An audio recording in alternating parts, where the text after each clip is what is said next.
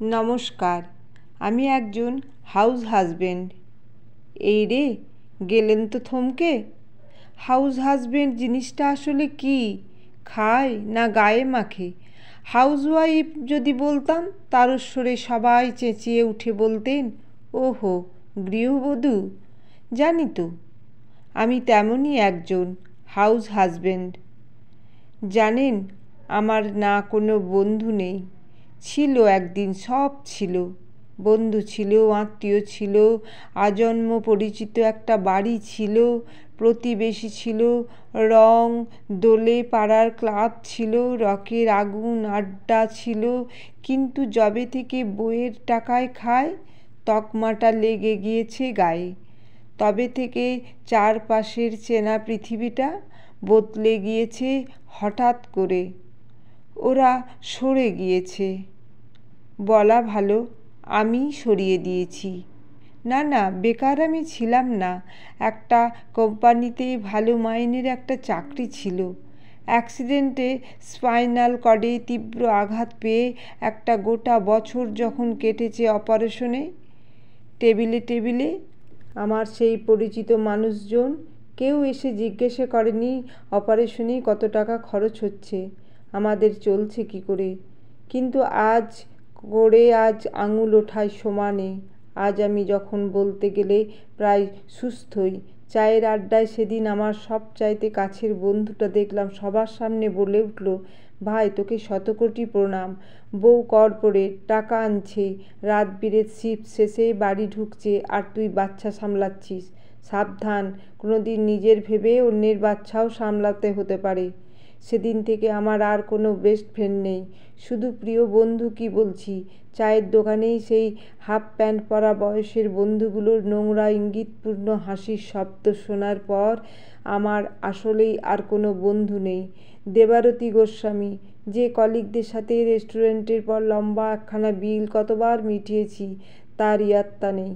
যারা আমার এতটাই কাছের ছিল, যখন তখন ভাই 10,000 দে প্লিজ, মাসে মাসে শোধ করে দেব বললেই জানতো আমার তরফ থেকে না আসবে না। সেই কলিগদের সাথে বহুদিন কথা হয়নি। জানেন, বোধহয় প্রয়োজন ফুরিয়ে গেলে যোগাযোগটাও কমে যায়। যাই হোক, আমার বাবা সেদিন বলেছিলেন, এমন বাবার মরণ হয় না কেন, যার ছেলে বইয়ের টাকায় বসে খায়। সারাটা জীবন যে সম্মান তিনি পেয়ে এসেছেন তা এক লহমায় আমার জন্য অস্তগামী। তিনি বেঁচে আছেন শুধুমাত্র তার মেয়ের জন্য। শ্বশুরবাড়িতে মুখ বুজে থাকে, একটা কথাও বলে না।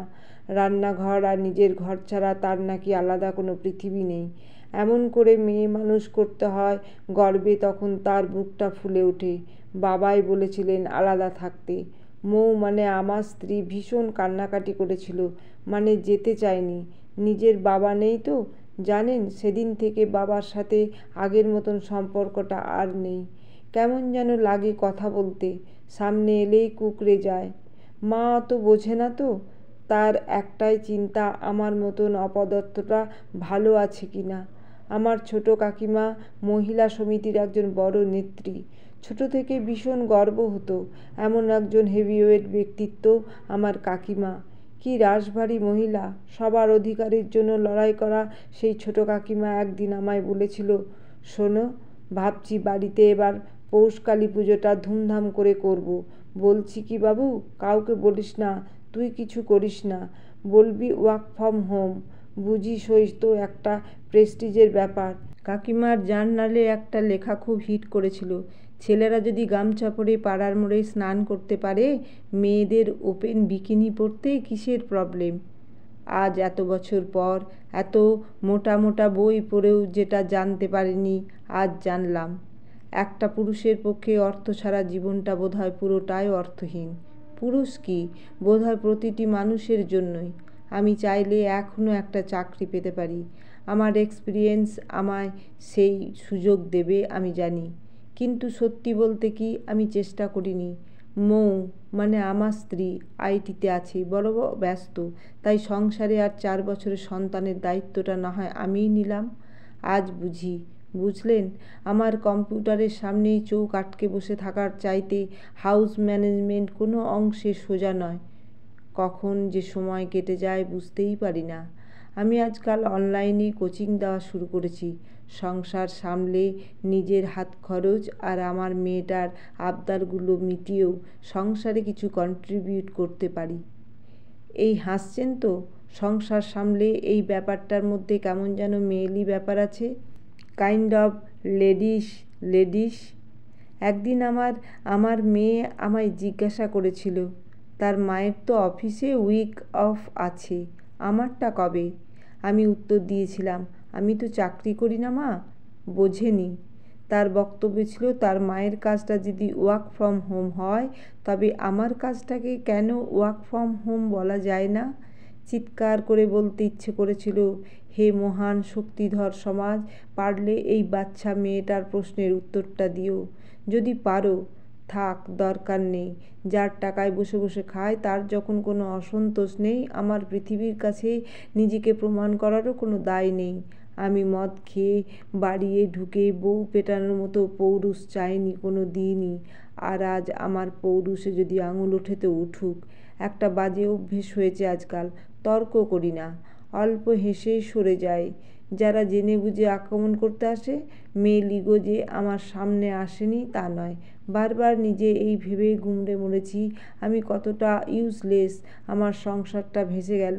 আসলে 50,000 টাকাটা বাড়ির লোকটা মাস শেষে নিয়ে আসলে সে পরিবার সচ্ছল হয়, কিন্তু ওই একই পরিমাণ টাকা যে বাড়ির পুরুষ বেকার সে বাড়ির মহিলা নিয়ে আসলে কি অদ্ভুত যুক্তিতে ভেবেই নিই সংসারটা চলবে কী করে।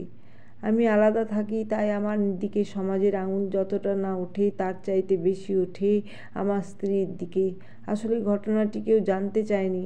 ওরা ভাবে ওরা সব জানে, শুধু এইটা জানে না, বাবা মায়ের সামান্যতম অসুস্থতার খবর পেলেই সারাটা রাত আজও না ঘুমিয়ে কাটিয়ে দিতে পারি। আজও ওরা জানে না পরিস্থিতির শিকার হয় মানুষ, ইচ্ছে করে ডেকে আনে না। ওরা জানে না কাটা ঘায়ে নরম মলম লাগাতে হয়, লবণ নয়। ওরা অনেক কিছুই জানে না। এইটা যে আমি জানি, সেইটা যে আমি জানি, সেইটাও ওরা জানে না, জানতে চায় না। মোয়ের মা একদিন আমায় প্রশ্ন করেছিলেন, তোমার বাচ্চা মেয়েটা তোমায় দেখে কি শিখবে? সেদিন উত্তর দিয়েছিলাম, শিখবে ওকে নিজের পায়ে দাঁড়াতে হবে, প্রয়োজনেই সংসারের হালটাও ধরতে হবে। তার জন্য ওর মধ্যে যেন কোনো অসন্তোষ না থাকে। শিখবে বাবাও কাতলা কালিয়া বানাতে পারে আর মা অফিস সামলাতে পারে। শিখবে ঘরের কাজটাও একটা কাজ, যথেষ্ট ডেডিকেশন লাগে তাতে, টেকেন ফর গ্রান্টেড নয়। শিখবে বাবার কাছেও যত্ন টুনকো মেয়ে লিগোর থেকে অনেকটা বেশি। এইটাও এখন থেকেই শিখবে। পায়ের তলায় জমি মজবুত করো, কাদায় পড়লে আসলে কেউ থাকে না নিজের মানুষ বাদে।